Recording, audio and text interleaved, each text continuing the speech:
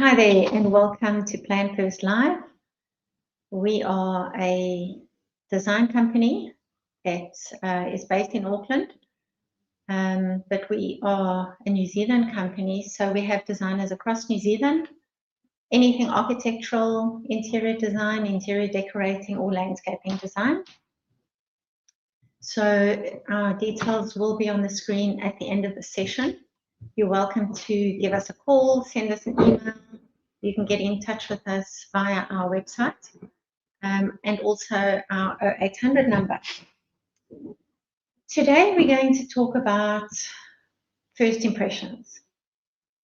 Often you will hear people saying it's important to make a good first impression, and that is not just meeting other people, so a first impression of yourself, but also the first impression of your home.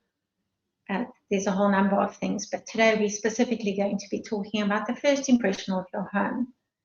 Now, obviously, the first impression is actually the curb appeal of your home, and we have done a talk about that before and how to improve the curb appeal of your home. Today, we're going to look more at the interior, so in other words, the entryway, the foyer, the part of the home that visitors see when they first arrive, when you open the front door and you welcome them. So let me put this on the screen. The first 10 seconds inside a home. Now this would be your first impression of the home. It really does, how can I explain it? When you come into that foyer, it really is, it's the first impression. How the person greets you at the door, of course, is important as well, but it just sets the tone for the rest of the home. And if that first 10 seconds is a bad impression, it sort of does carry through, even if the rest of the home is magnificent. If that first 10 seconds, there's clutter and mess and all sorts of things that we'll chat about. If that first 10 seconds is a bad impression, it's very difficult to recover from that. So how do you create a great first impression? Firstly, obviously, curb appeal, as I mentioned before. Make sure that the entrance to your home is tidy, the pathway swept, simple things, everyday things that anybody can do. Don't have kids' bicycles in front of the front door that people have to climb over and things like that, just common sense items. And because that first impression does happen in an instant, and you don't have a second chance to create a first impression. So if you think about homes that you've gone into, I'm sure that there will be, for all of us, one or two homes that stand out as good first impressions and maybe not such good first impressions. And it's the remedies for a not so good first impression. I don't want to call it a bad first impression, but the remedies are very simple and they don't cost a lot of money. So you will see, what do you notice first when you walk in? The focal point is very important. And how does it make you feel? Do you feel comfortable when you walk into that space, or do you feel uncomfortable and uneasy? And without knowing it, you actually do judge that space within the first second or two that you do see it. And why it matters is because it does set the tone for the rest of the home. It sets your mood. If you live in the house, it sets your mood. You must probably go in and out through that front door and entranceway multiple times a day. You'd go to work, you'd fetch kids, bring kids home, open the door to visitors. And you want it to be a soothing, relaxing space as well. That first impression is going to stick. So it doesn't have to be perfect. You'll see in further images that we're going to have a look at. A lot of the time, the poor first impressions of a home doesn't have so much to do with the design or the actual physical space, It's more to do with clutter is a very big factor. Shoes left lying. I know here in New Zealand, most of us do tend to take our shoes off before we go into the home. So, don't kick the shoes off and leave them there.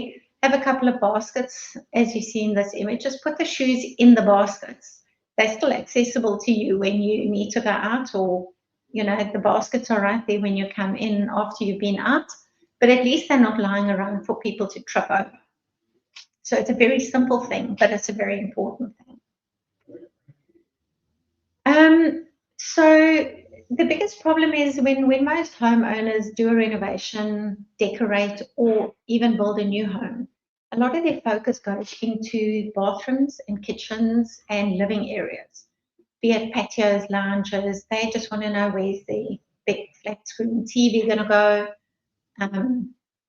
what are all the bells and whistles going to be that they're going to put into their kitchen. And those are the things that they get excited about. So the entranceway is normally one of the last things that people do have a look at, yet it's the first thing that people see when they enter the home. So take some time, just give it some careful consideration. In this image here, the focal point doesn't need to be directly in front of you. In an ideal world, yes, that is great, but it can be to the one side as we see it here. But you can immediately see that wall as a whole is the focal point of the space. So don't ignore it. It's very intentionally designed. They've got all the elements there that one does need to make it a comfortable space, and it's very inviting. This is an example of what you don't want. So if you were coming into this entranceway as a first-time visitor to this home, for me, I would feel a little bit uncomfortable, seeing all the jackets lined up, handbags, shoes, bags. It's just too much for a small space, firstly. It hasn't got good lighting. It's got nice focal points going down the passageway, towards the window. So the access is good, but you want to keep it clear. So for me, if I had to answer that question, do I feel good here? Most probably not great. You would want to have your entranceway bright. And even if you don't have a window in that entranceway, you can always do it through your front door. If you've got a solid front door and you have got a very dark entryway and you just don't have room to put a window in, just exchange the door for a glass door. It doesn't have to be clear glass, it can be frosted, but it does let light in and it does make the world of difference. Open it up as well. If the space is small, don't try and put too many things in there. Even just a small console table with a mirror on the wall, like they've done here, they have got a lot of space here, but if it was a small space, just make sure you've got that focal point and that there isn't clutter lying around, and just try and open it up in that way. So it does shape the experience, that first impression. You don't want guests and visitors to come into your home and that's a negative first impression. Here we've got same space, two different ways of looking at it and ways of decorating it. What one can do is, if you do like to keep your jackets and shoes and handbags at the front door, when you come in, you take it off and it stays there, particularly in cold climates. That's all fair and well, but maybe just consider putting in a cupboard where you can just quickly put the jackets in, have shelving for shoes, you can put all your goodies in there, close the cupboard doors, and it's out of view and it keeps that foyer area clear. You don't want dark and dingy, having to squeeze through between the jackets and the shoes. It's just really a very bad first impression, even if the rest of the house is superb. Here's another image. So a bad entranceway makes you feel awkward. It's confusing, overwhelming. There is no focal point in this particular instance. And really, it's unnecessary to have an entranceway like that. This is much better. It's calm, it's clear, it's inviting, it's got a bit of light. If I go back to the previous one, which is something I can mention as well, have light colors in your entranceway because you want to bring that light in. If you're going to, you can have the walls painted a light color, but if you're going to just have your jackets and your hats and your shoes everywhere, you don't even see that white wall, and it does make the foyer a lot darker. So one of the first things people will notice is a sight line, and that is not just through the house, it is also in the foyer area. So what you see immediately shapes the rest of the experience. So this is a great photo or image because you're looking straight through that picture window, and that axis running down the length of the space really draws your eye to the outside.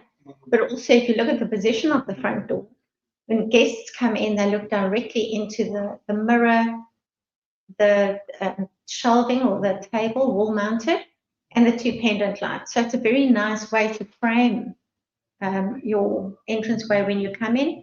And then as you turn to go into the home, you've got that beautiful picture window that draws you into that living room space.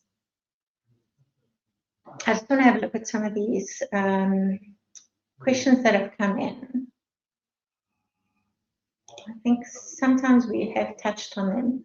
Why do first impressions in a home matter so much?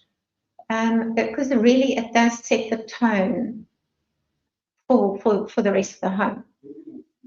It's like a first impression with a person. If they make a good first impression, you'll remember them that way. If they make a bad first impression, it's a lot more difficult to recover on the second or third visit. Once that first impression is there, that moment in time is gone. Let's just have a look at this one. What is the first thing people notice when they enter a home? I would say how clear the space is. I think the first thing they're going to notice if there's clutter, the first thing they will notice is clutter. If it's a clear space, like we've got in this image, they might notice the mirror first, they might notice the pendant lighting, they might notice the vase that's on the table. But it's all good items, lots of light. The fan light above the door, if you've got the height, great way of getting light in without losing privacy through that front door. If you don't have a choice, just put frosted glass into that front door. You can still get the light coming in, but retain your privacy. Right. We'll come back to the others a little later on. Then your sightlines. I mean, this is a very narrow entrance, but still, there's a console table with the greenery, which I love to bring greenery in, and the mirror, which will make that space look bigger. And then you've got a place to hang your coat and bag if you wish. But again, it's not cluttered. You haven't got 16 coats hanging there that actually just eats into that corridor space. So just sensible, have a little place around the corner where you can keep the rest of your jackets and bags, and just have, generally a lot of people do, they've got one favorite or two favorites that they would go out in the winter time. And in the summer, you don't even need your coat there because you wouldn't use it. But make sure you are seeing something intentional. And again, just on that note, if you've put a vase with flowers in that entryway, which always does look nice, just make sure that when the flowers droop or die, replace them. I've had instances where I have walked into homes and the flowers are looking a little bit sad, and then it just deflates from the rest of the experience. So why you want a focal point is so that your eye knows where to go. Your brain likes to structure things.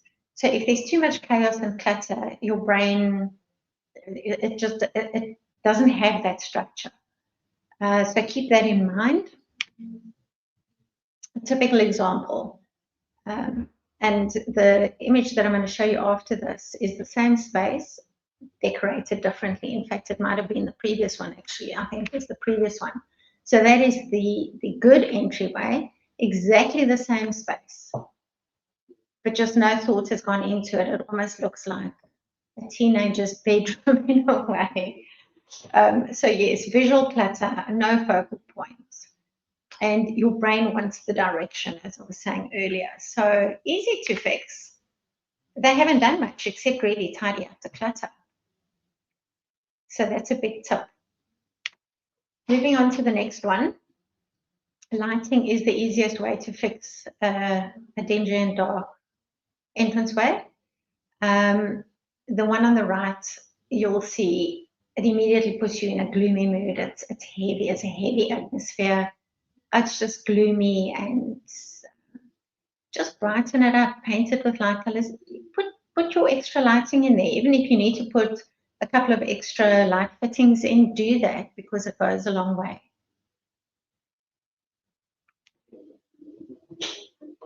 And then natural light versus artificial light. So those of you that do watch regularly know that I hate a room that doesn't have natural light. I believe every room should have natural light and natural ventilation. So try and, here they've got a lovely glass front door because they wanted to get that light into the space. And your artificial light that you have got in your entranceway, make it a warm white so that it has got that softer glow to it. It's a lot more inviting than putting white light. And it just gives a feeling of coziness. And if your entranceway can have a cozy feel, it just bodes well for the rest of the home. What I particularly like about this image is that you actually walk through a courtyard to get to the front door. So your curb appeal is fantastic because you have got that landscaping element as you walk to the front door as well. So you've already got a feeling of comfort before you've even stepped over the threshold. And try and then just match your natural light and your artificial light if you can. Not always possible, but if you can. The question your brain will ask itself is, can I walk easily? Is the path obvious? Sometimes when you, a couple of slides back, we had that walkway with all that clutter. You actually don't even know, do you go to the door on the right? Do you go straight through that curtained area? Try and have a clear path, and the best way to do that is to actually not have clutter. Personally, I like to have a focal wall that is painted differently to the rest of the room, or wallpapered. Wallpaper is a fantastic, really budget-friendly way to create a focal point with a wow factor.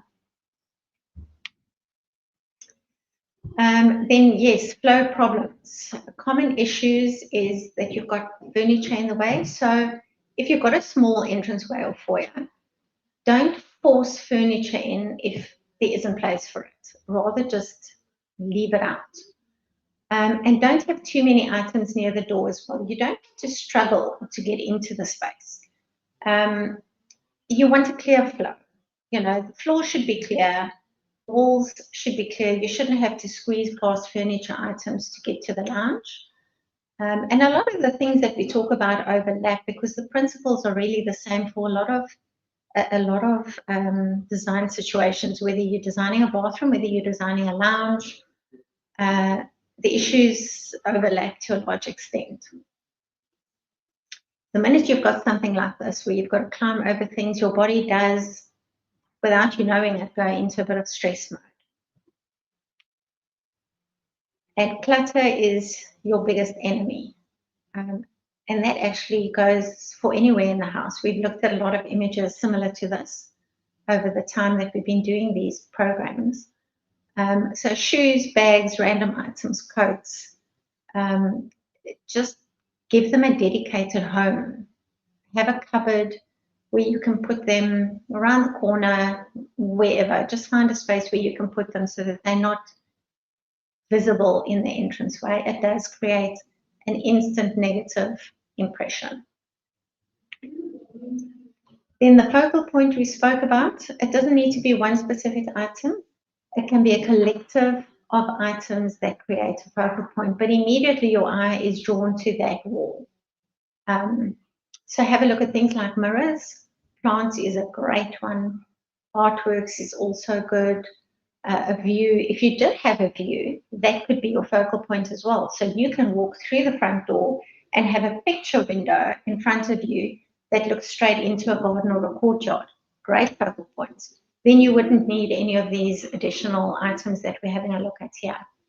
A rug on the floor is also nice to create that homely feel. So just make sure you're actually designing your entranceway intentionally. We talk about intention a lot as well.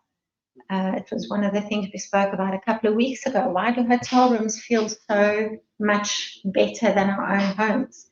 And it's because they've been designed intentionally. So mood boards, you know, all these topics tie together. When we spoke about mood boards, we said design the entire home's mood board first and then break it down into little mini sub mood boards for each room. And it's the same with decorating. You want to decorate each space independently because you experience it independently, but yet you want all the interior decorating and items in your home need to speak the same language. So keep that in mind as well. Of course, you can have heirlooms and things here and there, but they add character and they add that personal touch to your home. I just want to mention in this image, you will note that there is a jacket hanging on the hook, there is a bag, and there's also a pair of shoes. But because it has a specific place where it goes, I mean, the shoes are kind of under the seating, which makes sense because you will be sitting there when you put your shoes on or take them off. It doesn't bother you. It doesn't bother you psychologically because the shoes aren't just lying around. They're actually intentionally put there. They're out of the way. And it is just one pair. It's not a whole mountain of of sneakers and slippers and the rest. So yes, artworks, mirrors, plants, a view, a console table, also a great way of doing it. And even if you've got a small space, you can still have a great experience when you walk into your front door. Just keep in mind, you're not going to want to put massive big furniture pieces here. Console table probably could have worked if you had a really slim one. But you can do it, you know, they've got that strip shelving, wall mounted, that puts a picture on. There is a mirror there. Small basket of umbrellas right as you come in the door. And that is a great item to put there because it's functional as well as aesthetic.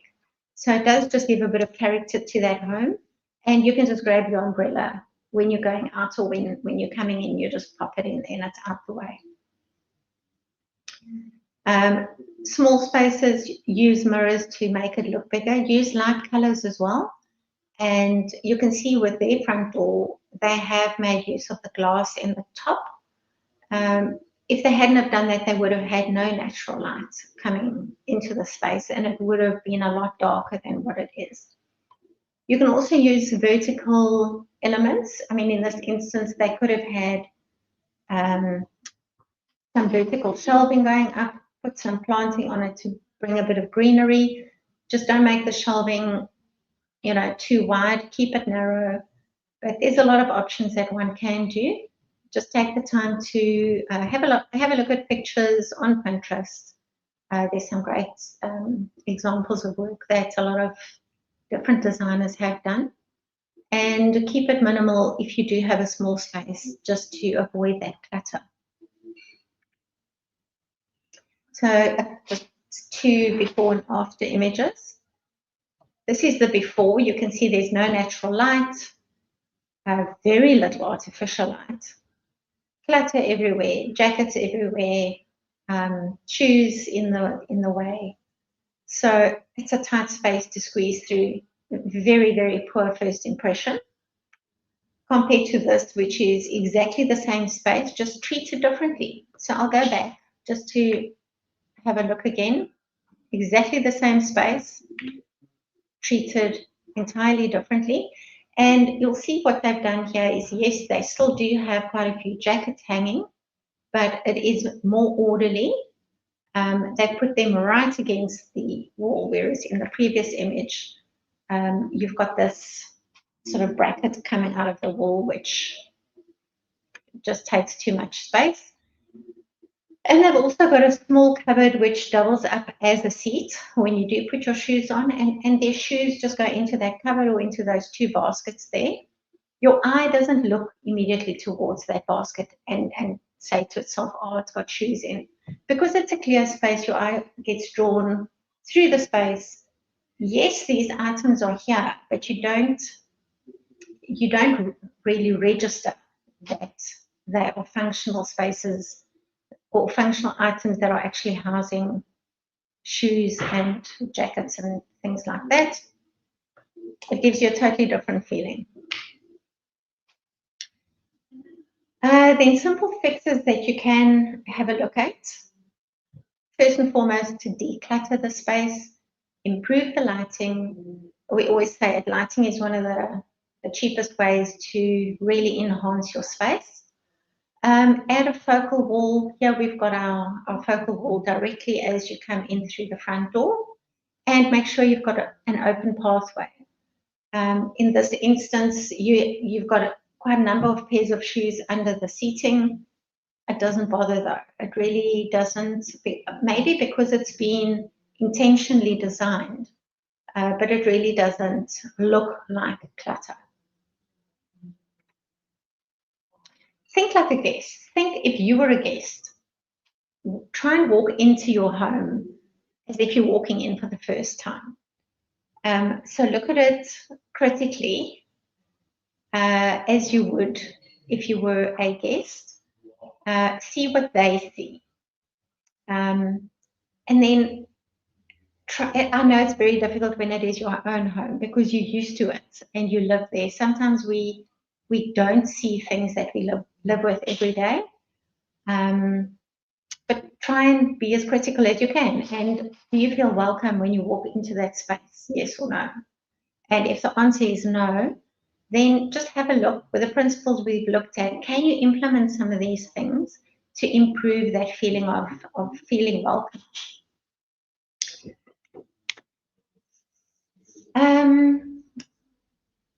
So it's not about money. You don't have to have a huge entranceway with staircases going up with marble and statues and all sorts of things. It's really just about clutter-free, keep the light, have a focal point, make sure you can flow nicely and easily through the space, and you want to be able to breathe in the space. So really those are the key principles of what you need to be looking at. So you're designing for a feeling really, and that feeling needs to be a feeling of welcome. And make it practical and make it personal. We don't always like to go for the showroom homes on this in the talks that we do. Bring in some of your personal, even this rug that they've got here brings a feeling of warmth into the space. They didn't have all too much space to do a focal point directly in front of the door, but they have got a pot plant there, which does aid. Their focal point is next to the front door, which is also perfectly fine. But at least there is a place for your eye to go to. And even walking down into that lounge area, the opening does frame and you know exactly where you are going. So keep in mind that first 10 seconds, to try and make it feel as welcoming as you can, and then carry that through to the rest of the home. We don't really have time for any more questions today. I see we're just about out of time. But next week's chat is we're going to look at using plants to transform apartment spaces. So that will be our talk for next week. Feel free to join us and to put comments in during our live chat. I can answer them, or in between the principles that we look at, and our details. If you would like to get hold of us, there they are. So feel free, and I'll see you all again next week. Thank you.